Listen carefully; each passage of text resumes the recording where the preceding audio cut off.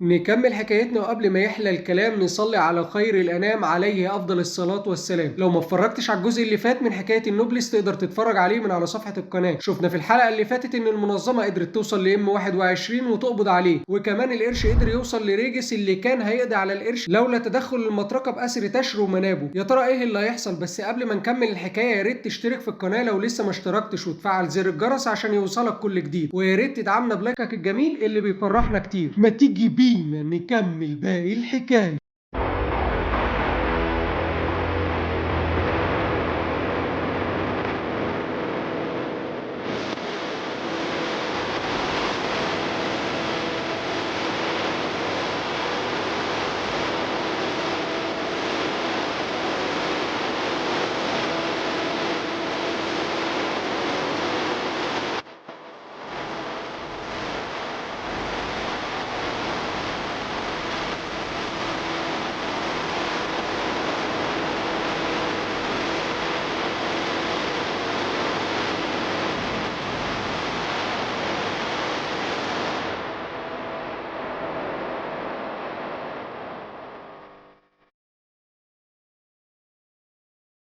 راحوا باقي الأفراد لمكان القرش ومعاهم ام 21، لكن بيتفاجئوا بوجود الأولاد مع القرش وكمان مكلبش ريجس بكلبش مخصص للمتحولين، وبيفوق كل من تشر ومنابه وبيتصدموا بوجود تاو وتاكو. وفي نفس اللحظة كانت سيرا حست إن ريجس في خطر واستأذنت من فرانكتشاين ورايا وراحت تدور عليه، وكمان هما طلعوا وراها عشان تشر ومنابه. المطرقة ابن المفجوع الأكل اللي معاه خلص وراح يجيب أكل، لكن وهو راجع بيقابل سيرا وبيرمي عليها كنابل، لكن سيرا بتشق صدره وبيرمي كنابل تاني وبيهرب وبتدور عليه. نفس اللحظة كان القرش بيعذب تشرو وكان هيتدخل ويمنعه تاكل، لكن الزعيم بيقول له روح للمطرقة، ده أكيد كان صوت انفجاره، وبينفذ الأوامر وبيطلع، لكن بيلاقي فرانكتشاين ورايا في وشه. فرانكتشاين بيقول لرايا روح دور عليهم وأنا هتولى أمره. في نفس الوقت كان القرش هيخلص على تشرو لولا تدخل ام 21 في آخر لحظة وتخليه عن هدف، وهو بيقول لريجس هسيب الباقي ليك. بيهجم تاني على القرش، لكن القرش بياخد الإذن من الزعيم الأول فبيقول له تقدر تقتله، وبيهجم القرش على ام 21، لكن فرق القوة ما بينهم كبير جدا وبيوجه القرش ضربة لام 21 كان ممكن يفاديها، لكن هيموت تشرو منابه بسببها، عشان كده ما اتحركش من مكانه وكان رايح يهجم عليه تاني ويقضي عليه.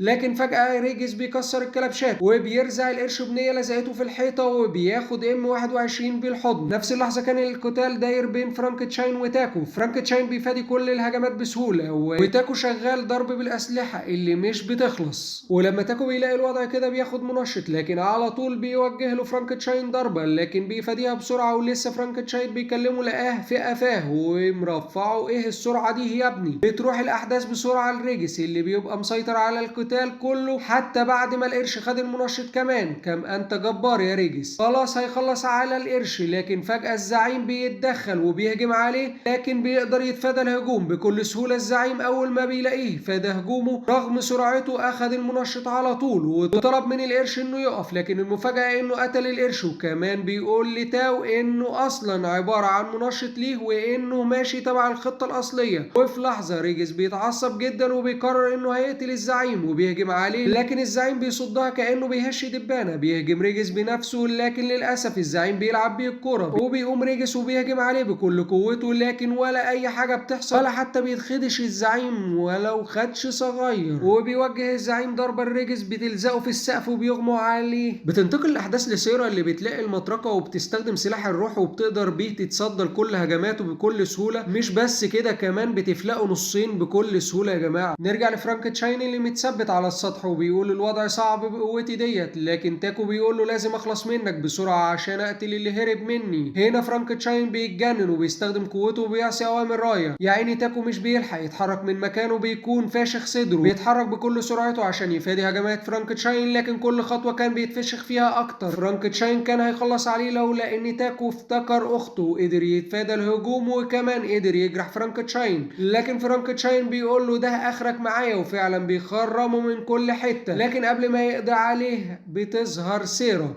وبتقول له مستحيل تكون من البشر بقوتك ديت. بيقول لها ايه ده؟ سلاح الروح؟ انت كده اكيد من علية النبلاء. بيقاطعهم تاكو وبيعتذر لها وبيطلب منها انها تنقذ تاشرو، فبيقرر فرانكشاين انه يسيبه عايش. نرجع بقى للمعجنة الحقيقية اللي بتحصل بوصول رايا ليهم، وبيشوف حالتهم الصعبة ديت. لكن الزعيم بيسأل رايا انت اللي كنت بتهجم فوق؟ رايا بيقول له مين اذلك تتكلم، وبيرقعه على الارض في صدمة للجميع من قوة رايا. بيقدر الزعيم انه يحرر نفسه بصعوبة وبيهجم بكل قوته اللي اخدها من القرش وبيدمر المكان. لكن المفاجأة ان رايا صدها كأنه كان في حد بيسلم عليه وبيقول له اختفي، فبيطيره وبيلزقه في الحيطة. بيرجع تاني الزعيم يوجه كام هجمة طايرة لكن مش بتلمس حتى رايا بسبب الدرع اللي حواليه. فبيطلب الزعيم من تاو انه يستخدم المنشط عشان يعمل معاه زي ما عمل مع القرش، وبيوافق تاو. لكن الزعيم بيقول للمنابو انت اول واحد هقتلك بعد ما امتص القوة. هنا تاو قرر انه مش هيستخدم المنشط، فبيهجم عليه الزعيم وكان هيقتله لولا توسل منابو لرايا انه ينقذه.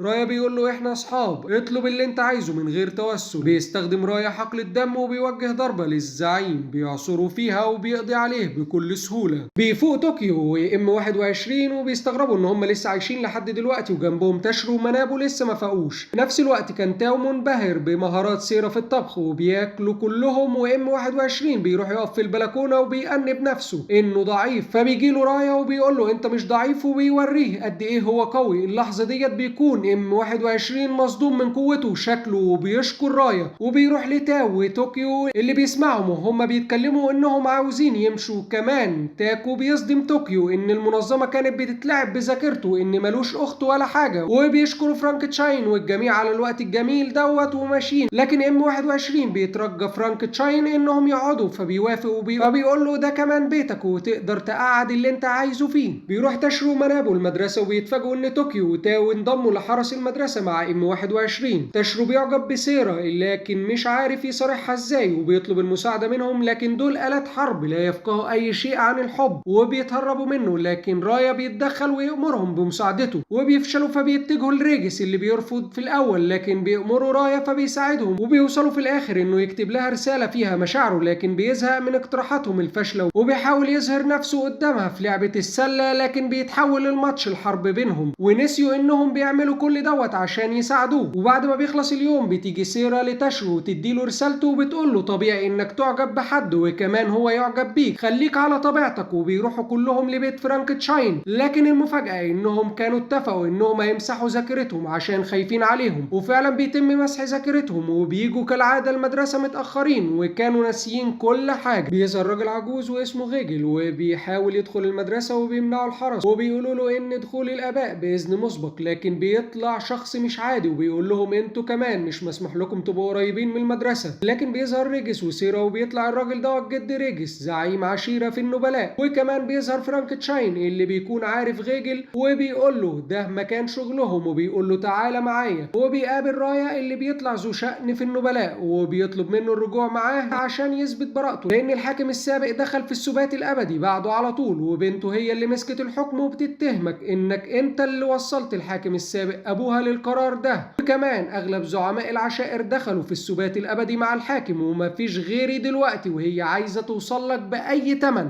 يرفض رايا في الوقت الحاضر انه يروح معاه. رجل وهو خارج بيقول لفرانكشاين انا مش باثق فيك لحد دلوقتي حتى لو بقيت خادم رايا، وعمري ما هنسى انك عذبت النبلاء زمان. وبترجع الاحداث بينا للماضي وبيظهر فرانكشاين وهو اسر بعض النبلاء وبيعذب فيهم، والاخبار بتروح للحاكم عنه فبيطلب القبض عليه واحضاره وعدم ايذائه لانه من البشر. وفعلا بيتم التخطيط للقبض عليه وبيبعتوا فرقه للقبض عليه لكنها بتفشل في لحظه، ولكن بيتدخل غيجل واحد الزعماء العشائر واسمه ريغل للقبض عليه. وبيقول ريغل لجيل انا هتصدى ليه لوحدي، ده شرف العشيره. وبيبتدي يهجم لكن فرانكشاين كان مساوي ليه في القوه، عشان كده استخدم سلاح الروح بتاعه وهو بيعتذر لفرانكشاين، لكن فرانكشاين بيصدمه وبيستخدم رمح الظلام وده مشابه لسلاح الروح وبيقدر يوقف ريغل. وبيكون القتال ما بينهم متساوي لحد ما فرانكشاين بيفقد السيطرة على الرمح بتاعه، فبيتدخل غيجل وريغل مع بعض وبيقدروا انهم يجرحوا فرانكشاين، لكنه بيهرب ويدخل قصر رايا. وكان فاكر القصر مهجور لكن اتصدم بوجود حد فيه، فبيقول له انا الخادم الجديد شكلي سيد المنزل نسي يقولك. فبيقول له انا سيد هذا القصر ومفيش حد غيري بيعيش هنا. فجأة بيدخل غيجل وبيعتذر من رايا وبيطلب منه انهم ياخدوا فرانكشاين فرانكتشاين للحاكم لكنه بيرفض وبيقول لهم ده الخادم بتاعي ويبلغوا الحاكم بكده وبيمشوا وبيسيبوه. فرانكتشاين في حالة ذهول من قدرة رايا انه قدر انه يصرف 2 من زعماء العشائر بالامر المباشر على طول. بتعدي 5 سنين على فرانكتشاين وريغل بيدربوا ازاي يتحكم في الرمح بتاعه لكن بيفشل وبيتم استدعائه من الحاكم وفعلا بيروح وبيقول له الحاكم تقدر تعمل عهد مع رايا وده هيديك حياة ابدية. فبيرفض فرانكتشاين وبيقول له الحاكم ان رايا هو الوجه الثاني للحاكم، يعني من غيره الحاكم ولا شيء امام النبلاء. فرانكتشاين بيقول له تقدر تلغي الكلام دوت، فبيضحك وبيمشي فرانكتشاين لكن النبلاء بيرفضوا قرار الحاكم وابقاء فرانكتشاين مع رايا ومنهم المغرور ده. وبيتم استدعاء فرانكتشاين تاني وبيقابل غيجل وبيطلب منه تدريبه لكن بيرفض وبيقول له ان رايا بيخاطر بنفسه عشان يحميك. وبيظهر المغرور تاني وبيقول له انا ممكن اتحداك واعتبر دوت تدريب ليك لو عشته. فعلا بيروحوا الحلبة وبيبتدي القتال وبيظهر المغرور تفوقه على فرانكتشاين، لكن ريغل بيقول للجيل ان فرانكتشاين بيكبح قوته عشان الرمح ما يسيطرش عليه. وفجأة فرانكتشاين بيغضب وبيفقد السيطرة وبيجرح المغرور في عينه وبيتدخل ريغل وجيل، لكن قوة فرانكتشاين كانت هتقضي عليهم هما الاتنين لو تدخل الحاكم ورايا في نفس الوقت وصدوا الهجوم. لكن رايا بيقرر يوقفه لوحده وبيقدر فرانكتشاين انه يجرح رايا، لكن رايا بيوقفه بكل سهولة رغم القوة الجبارة اللي بيستخدمها. مش بس كده، ده كمان بيعمل معاه عهد الدم. بيفوق فرانكتشاين وبيروح لرايا وبيشكره فبيطلب منه يعمل له كوباية شاي، لكن وهو خارج بيلاحظ نزيف رايا فبيحط دمه في الشاي. وبنعرف ان رباط العهد مش بيتم بين نبيل وبشري الا بموافقة الطرفين، وبكده يكون فرانكتشاين وافق بالعهد. نرجع للوقت الحاضر وغيجل بيقول لي لفرانكتشاين يا ريتني كنت بعدتك عن رايا ساما، ما كانش حصل كل ده.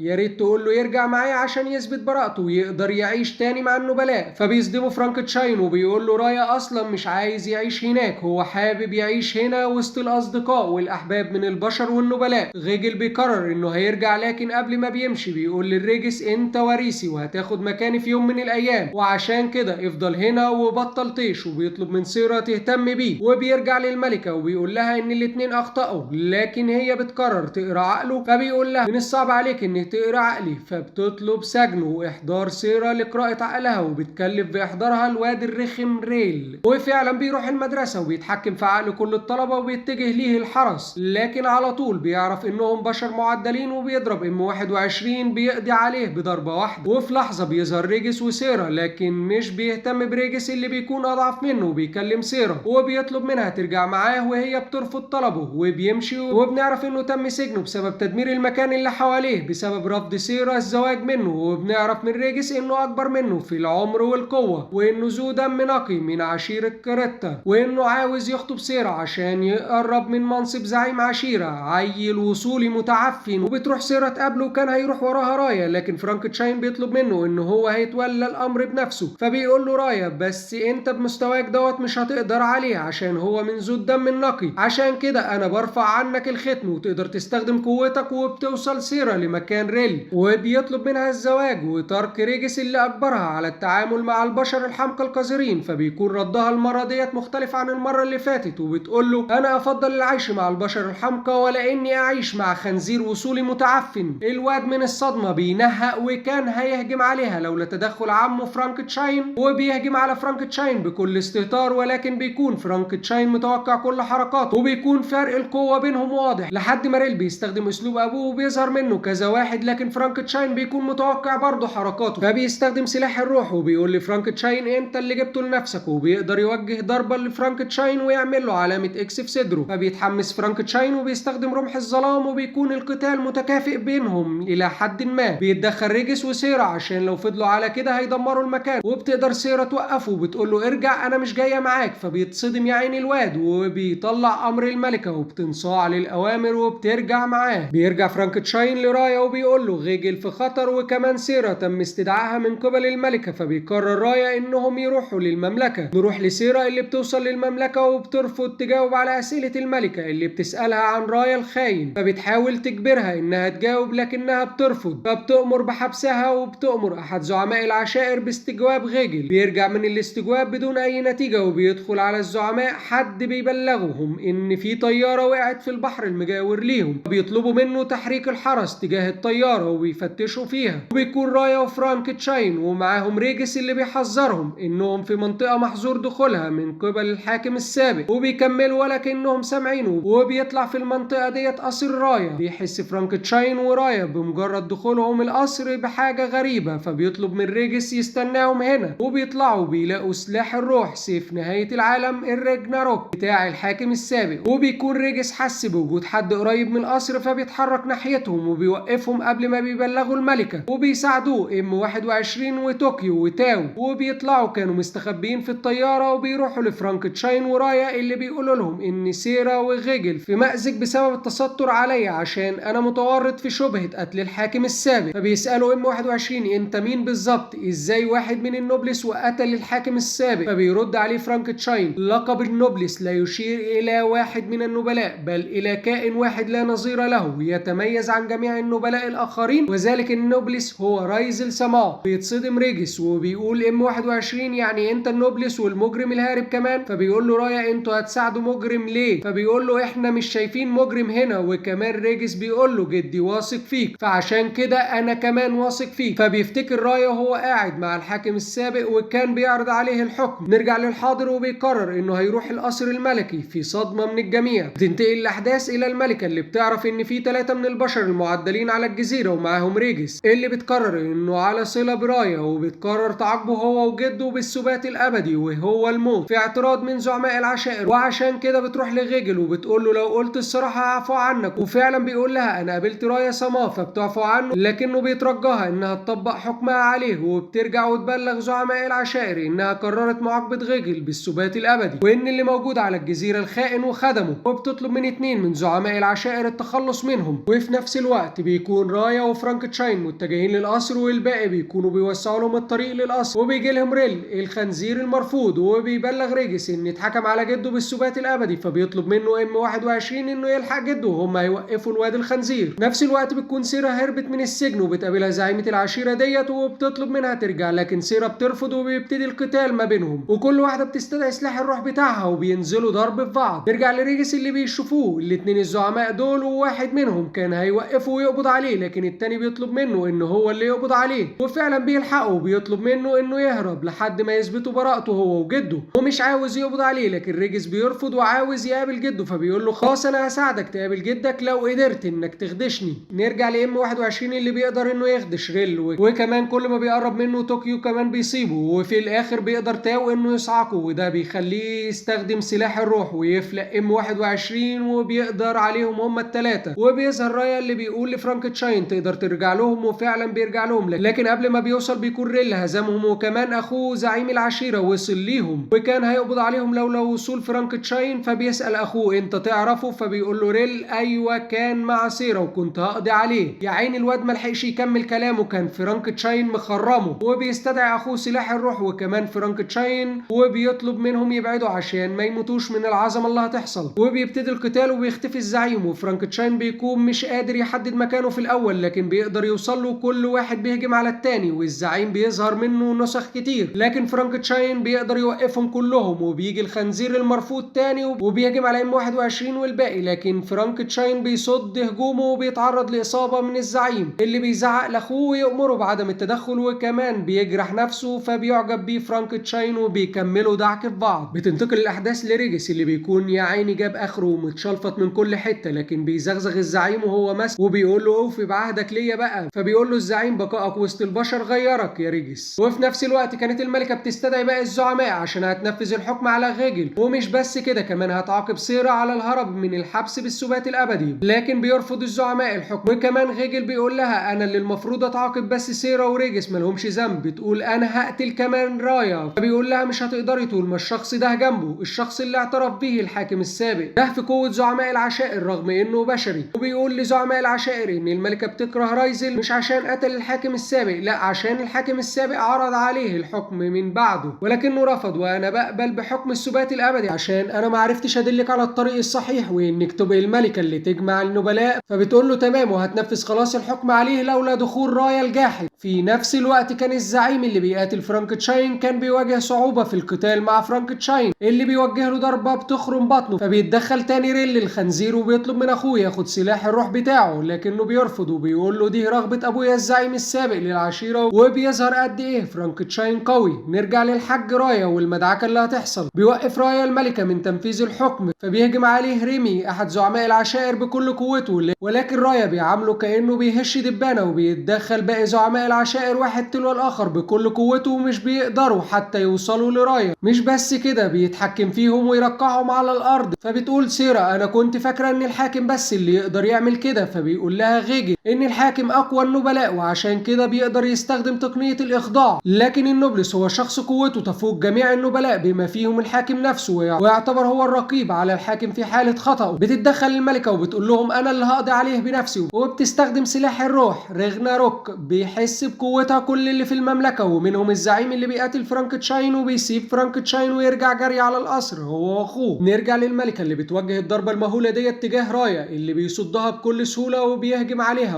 ولكنها بتفادي الهجوم وبتهجم عليه بالسيف اللي بيوقفه بصباعه الصغنن ويلزقها في سقف القصر. شكله ما يعرفش السقف ده مصروف عليه قد ايه. كان هيتدخل زعماء العشائر، لكن الملكة بترفض وبتقول لهم انا اللي هقضي عليه بنفسي. فبيقول لها رايا انت خايفة من ايه؟ ما تستخدمي كل قوتك، ولا انت خايفة بعد ما تستخدميها تخسري برضه؟ فبتستخدم كل قوتها حقل الدم اللي بيرج القصر من كتر القوة، وبتوجه الضربة الرايا اللي مش بيتخدش حتى. فبتيأس وبتركع قدامه وبتقول له خسرت قدامك تاني، وبتفتكر ابوها لما كان بيعرض عليه الحكم وهو بيرفض. فبيتدخلوا زعماء العشائر، لكن رايا بيقول لهم انتوا بتضيعوا الوقت مش اكتر، وبيستخدم حقل الدم وبيقول لها لازم تستخدمي قوتك، المفروض انك مساوية ليا في القوة. وفعلا بتستعيد قوتها وبتستخدم حقل الدم، وبتقدر توقف حقل الدم بتاع رايا وبتجرحه، لكن بتقع على الارض لاستهلاكها كل قوتها. فبيتحرك اتجاه رايا وبيطلع السيف وبتقول له انا مستعدة لحكمك. لكن المفاجأة ان اجتماع السيفين بيظهر رسالة من الحاكم السابق الحاج اللي تعب المملكة كلها، وبيعتذر منهم وبيعرفهم انه كان زهقان من كتر الخلود، وكمان كان بيشوف البشر بيتطوروا قدامه وانهم بيسعوا للقوة والعلم اللي يخليهم يعيشوا ولو يوم زيادة كمان. اتعرفت على بشري قال لي القانون اللي ما عجبكش غيره، وفعلا عرضت الموضوع على زعماء العشائر ومنهم اللي قرر يدخل معايا في السبات الابدي، لكن انا طلبت من غيجل انه يفضل ويراقب المستقبل. فبيقولوا الغيجل يعني انت كنت تعرف وما قلتش غير دلوقتي اعمل ايه؟ بعد وفاة الحاكم السابق الملكة كانت مكتئبة وزعماء العشائر الجدد متفرقين، لحد ما انتشرت اشاعة رجعت للملكة رشدها وجمعت الزعماء، وهي ان السبب في قتل الحاكم هو رايا. وبيعتذر للملكة في لحظة دخول ريجس اللي بيطلب العفو من الملكة، وكمان زعماء العشائر كلهم بيطلبوا العفو لغيجل وسيرا وريجس اللي بدورها بتوافق وبتفكهم وبتترمي في حضن غيجل وهاتك يا عياط، وبتقول له انا اصلا ما كنتش هقدر اقتلك، ده انت اللي مربيني. ما تصدقش اي ست ابدا يا عم الحاج. وبتنتهي المعركة. رايا بيقول لها تقدري تاخدي السيف دوت بينتمي ليكي، وبيخرج يروح المكان اللي كان بيقعد فيه هو وابوها، وبتيجي وراه وبتسأله عن ابوها. فبيقول لها كلام استغفر الله العظيم بيضحكها، وبيقرروا انهم هيرجعوا اليابان وكمان معاهم ريجس وسيرا. ورايا بيقول لفرانكتشاين انا كمان هرجع معاكم، مفيش داعي لوجودي هنا في العصر الجديد. توته توته خلصت الحدوته. لو لسه ما اشتركتش في القناة يا ريت تشترك وتفعل زر الجرس عشان يوصلك كل جديد، وما تنساش اللايك الجميل اللي بيفرحنا كتير، واهم من ده كله ما تنساش الصلاة على الحبيب.